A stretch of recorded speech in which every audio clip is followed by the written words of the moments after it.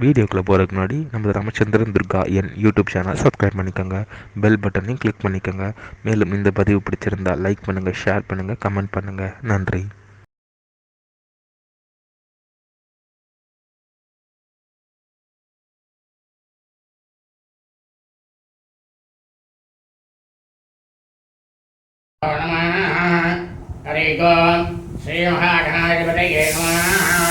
அனைவருக்கும் முதற்கண் கோடான கோடிய நமஸ்காரங்கள், வணக்கங்கள், வந்தனங்கள். அனைவருக்கும் அன்பு கலந்த இனிய ஆசீர்வாதங்கள். நமது ராமச்சந்திரன் துர்கா என் என்ற யூடியூப் சேனலிலே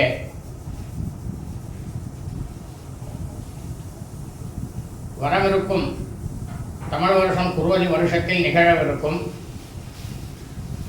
சித்திரை மாதம் 18ஆம் நாள் அன்றைய தினத்தில் நிகழவிருக்கும் குரு பெயர்ச்சி, அதாவது குரு பகவான் மேஷராசியிலிருந்து ரிஷபராசிக்கு பயிற்சியாகிறார். அதை பற்றித்தான் அனைவருக்கும் விளக்கமாக வீடியோ பதிவிடப்பட்டு வருகின்றோம்.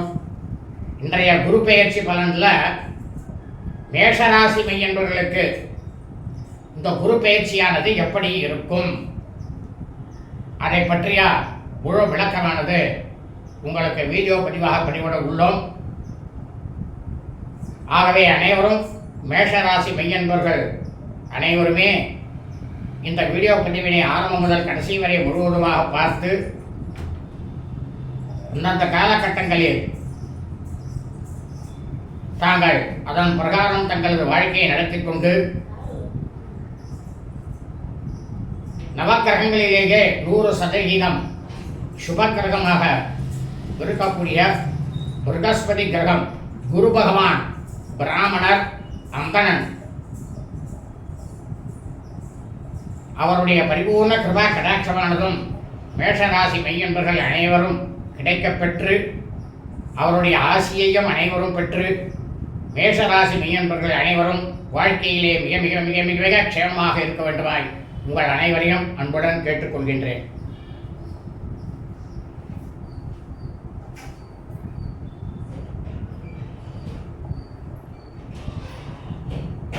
குரு பெயர்ச்சி மேஷராசி மையன்பர்களுக்கு,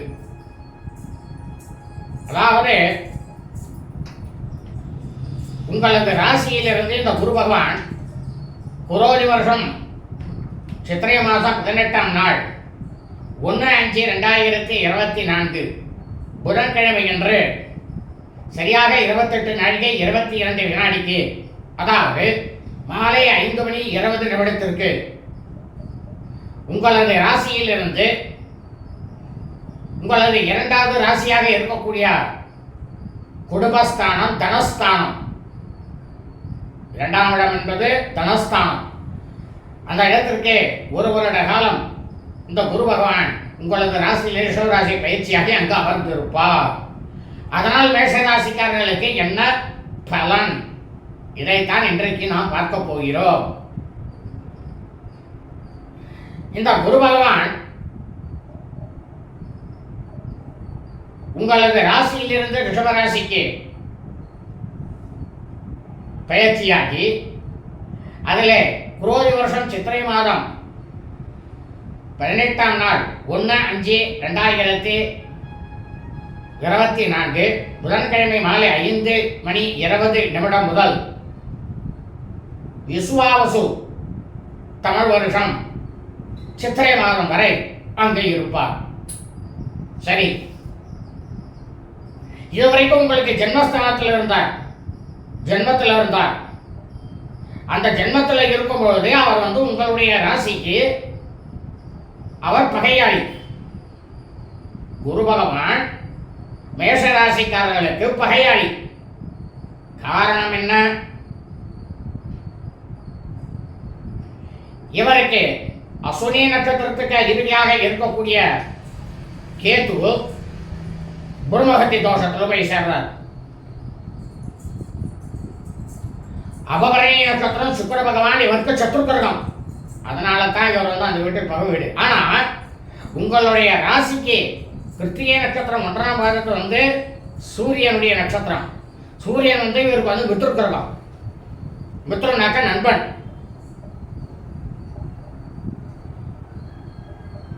ஆனா உங்களுடைய ராசிக்கு அதிபதி யார்? செவ்வாய். அவரும் இவருக்கு நண்பன். அப்ப ராசி அதிபதியும் நண்பன். அந்த ராசியில இருக்கக்கூடிய கிருத்திகை நட்சத்திரத்துக்கு இருக்கக்கூடியவரும் மித்ரு கிரகம். 1ஆம் பாதத்தில் இருக்கக்கூடிய மித்ரு கிரகம் சூரிய பகவான் நண்பன்.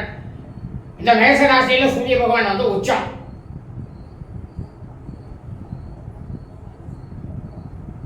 சரி, இதுவரையில் உங்களுக்கு ஜென்மத்தில் இருந்த இந்த குரு பகவான் உங்களுக்கு ஓரளவுக்கு ஏதாவது நன்மைகளை செஞ்சிருப்பார்.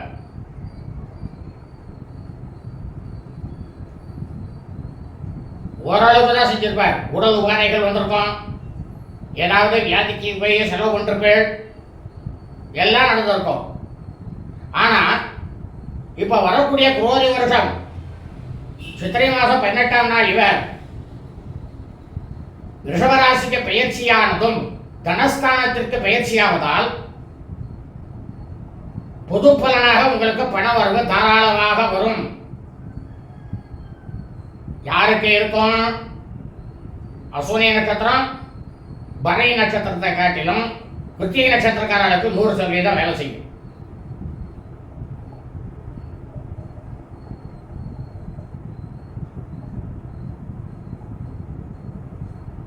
இதே இந்த குரு பகவான் ரிஷபராசியில் இருந்து அமர்ந்து உங்களது ராசிக்கு 6ஆம் இடமாக இருக்கக்கூடிய கன்னியா ராசியை தனது 5ஆம் பார்வையால் பார்க்கிறார். உங்களது ராசிக்கு அஷ்டமஸ்தானமாக இருக்கக்கூடிய 8ஆம் இடமாக இருக்கக்கூடிய விருச்சிக ராசியை தனது 7ஆம் பார்வையாக பார்க்கிறார். அதே உங்களது ராசிக்கு தொழில் ஸ்தானமாக இருக்கக்கூடிய 10ஆம் இடம் மகர ராசியை தனது 9ஆம் பார்வையாக பார்க்கிறார்.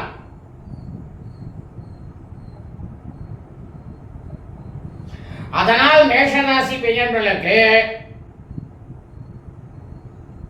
ஓரளவுக்கு தாராளமா பணம் வரதுக்கு வாய்ப்புகள் நிறைய இருக்கு.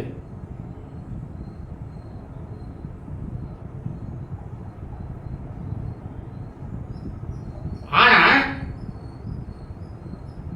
அதே சமயம் இவர் இந்த 5, 7, 9 ஆகிய பார்வையை பார்த்துட்டு உங்களோட ராசி மேஷ ராசியை விரயஸ்தானமா பார்க்கிறார். அதை நல்லா கவனிச்சுங்க. அப்போ உங்களுக்கு சுப விரயம் வரும்.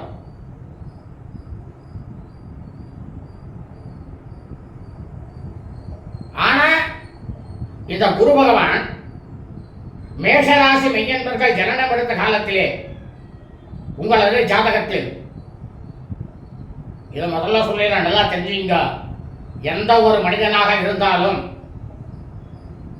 பூமியில் ஜனனம் எடுத்த அடுத்த நொடியில் இருந்து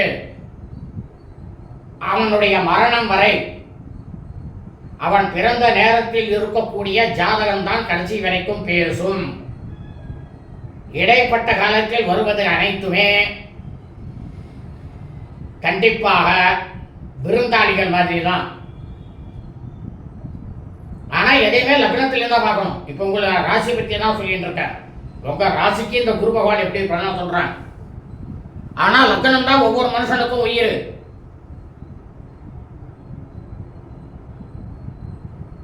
இந்த ராசிங்கிறது அந்த இடைப்பட்ட காலத்துக்கு மட்டும்தான். ஆனா நம்ம ஜனன காலத்துல லக்னத்திலே இந்த குரு பகவான் எங்க இருக்காருங்கிறத நீங்க பார்த்துக்கணும்.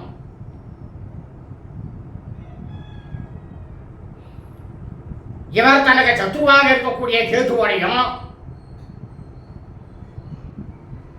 இல்ல புதன் சுக்கிரன் இவரோட சேர்ந்தோ அல்லது பார்வை பெற்றிருந்தாலோ அல்லது இந்த கேது பகவானுக்கு இருக்கக்கூடிய அஸ்வினி மகம் மூலம் ஆகிய நட்சத்திரங்களில் இவர் உங்களுக்கு அமர்ந்திருந்தாலும், அதேபோல் சுக்கிரனுடைய நட்சத்திரம் பரணி, பூரம், பூராடம். இந்த நட்சத்திரங்களில் அவர் உங்களது ஜனனகாலத்தில் இந்த பிரகஸ்பதி குரு பகவான் அமர்ந்திருந்தாலும் அல்லது புதன் பகவானுடைய நட்சத்திரமாக இருக்கக்கூடிய ஆயில்யம், கேட்டை, ரேவதி ஆகிய இந்த 3 நட்சத்திரங்களில் அவர் அமர்ந்திருந்தாலும் உங்களுக்கு தற்போதைய சூழ்நிலையில் அவர் பயிற்சியாகக்கூடிய இந்த காலகட்டங்களில் 1 வருட காலத்திற்கு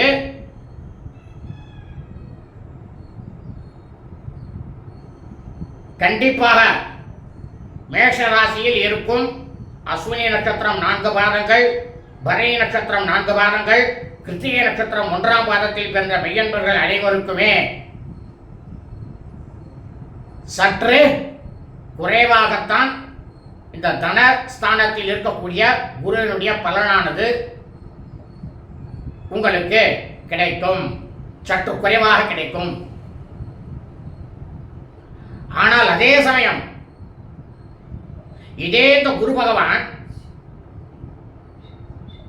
சூரிய பகவானுடைய நட்சத்திரமாக இருக்கக்கூடிய கிருத்திகை, உத்திரம், உத்திராடம்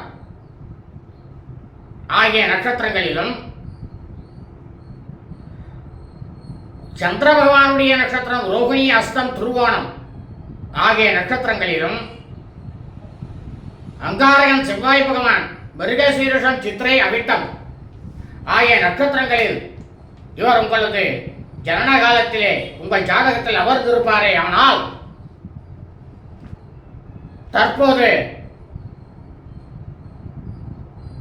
உங்களுக்கு குரோதி வருஷத்தில் நிகழவிருக்கும் இந்த குரு பயிற்சி 1 வருட காலமும் உங்களுக்கு நன்றாக இருக்கும்.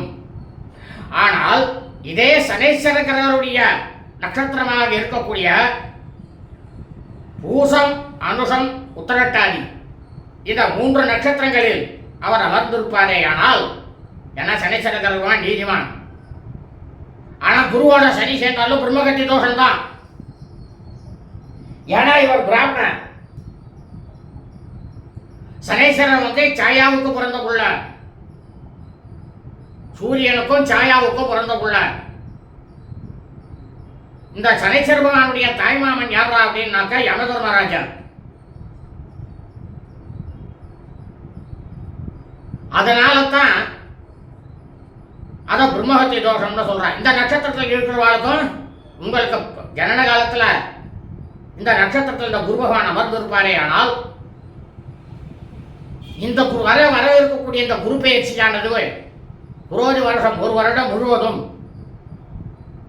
உங்களுக்கு சற்று பின்னடைவைத்தான் தரும்.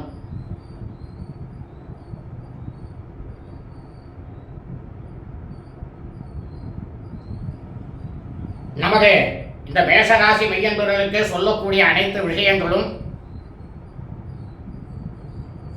வேத சாஸ்திரத்தில் ரிஷிகளால் எழுதப்பட்டதைத்தான் சொல்லுகின்றோம். சரி, எனக்கு என்ன பண்ணலாம்? காரணம் என்னன்னா இந்த குரோதி வருஷம் முழுக்கவுமே நன்னா இல்ல. இவர் என்னதான் பிராமணனா இருந்துட்டே இவர் இருந்தாலும் இந்த குரோதி வருஷமே நல்ல வருஷமா இல்லை. அதுக்கு இந்த மேஷராசி மெய்யன்பர்கள் என்ன பண்ணணும்? பிராமணர்கள், அந்தணர்கள், நான் எல்லா பிராமணரையும் சொல்ல, வேதம் படித்த பண்டிதர்கள், அந்த வேதம் படித்த பண்டிதர்கள்ல நேர வேத பாடசாலைக்கு போங்கோ. அது எந்த பிரிவினர் இருந்தாலும் பரவாயில்ல, வேத பாடசாலைக்கு போங்கோ. அங்க குழந்தைகள்லாம் வேதம் கத்துட்டு இருப்பா. அதை சொல்லி கொடுக்கக்கூடிய ஆச்சாரியர் அவர் தான் குரு. அவர் கிட்டக்க போய் ஒவ்வொரு வியாழக்கிழமையும், அதாவது 16 வாரம், இந்த வருஷத்திலேயே 16 வாரம் தான் உங்களை செய்ய சொல்றான். 16 வாரம் அவருக்கு 9 கஞ்சில மஞ்சள் வஸ்திரம் மஞ்சள் கலரில் வஸ்திரம், 9 கஞ்சி வேஷ்டி, அதுலேயே உத்தரியமும் இருக்கும். கருப்பு கொண்டக்கடலை,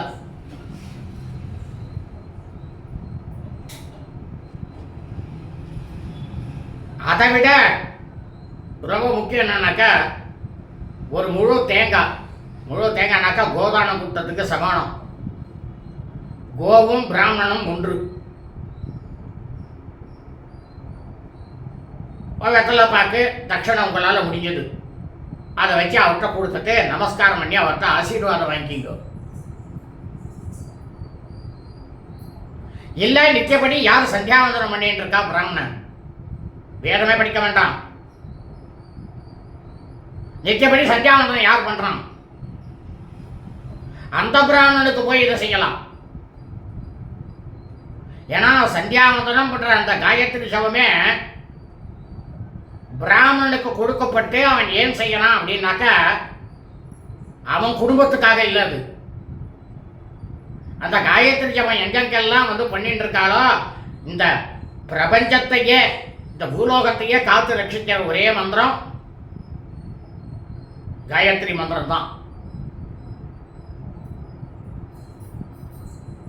அதனால அந்த பிராமணனுக்கு குடும்பம். ஆக